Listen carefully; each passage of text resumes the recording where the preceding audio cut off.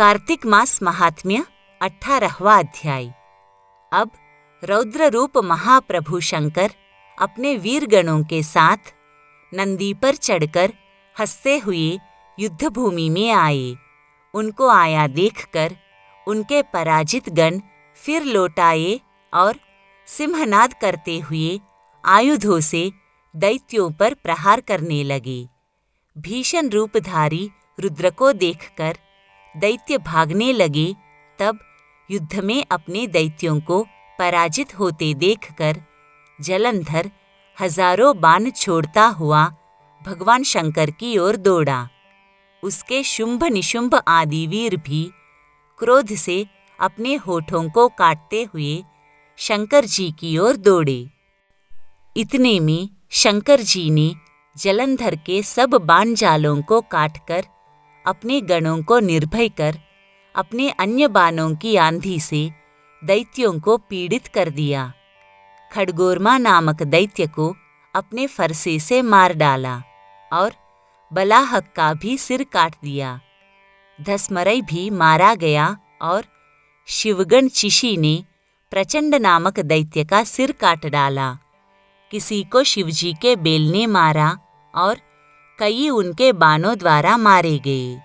यह देखकर जलंधर अपने शुंभ निशुंभ आदि दैत्यों को भी धिक्कारने लगा और भयभीतों को धैर्य देने लगा, पर किसी प्रकार भी वह दैत्य दोबारा युद्धभूमि में जाने को तैयार ना हुए। दैत्य सेना ने पलायन शुरू कर दिया। तब महाक्रुद्ध जलंधर शिवजी को अपनी ओर ललकारने लगा। साथ ही उसने 70 बाण मारकर शिवजी को दग्ध कर दिया तथा और भी बहुत से बाणों का प्रहार किया। शिवजी उसके बाणों को काटते रहे, यहाँ तक कि उन्होंने जलंधर की ध्वजा क्षेत्र और धनुष को भी काट दिया। फिर 7 बाण मारकर उसके शरीर में आघात पहुंचाया। धनुष के कट जाने से जलंधर ने प्रचंड बाण मारकर उनकी गदा के टुकड़े कर दिए। तब उसने समझा कि शिव मुझसे बलवान है, अतः उसने गंधर्वी माया को उत्पन्न कर दिया। अनेक गंधर्व अप्सराओं के गण पैदा हो गए। बीना और मृदंग आदि बाजों के साथ नृत्य और गाने होने लगा।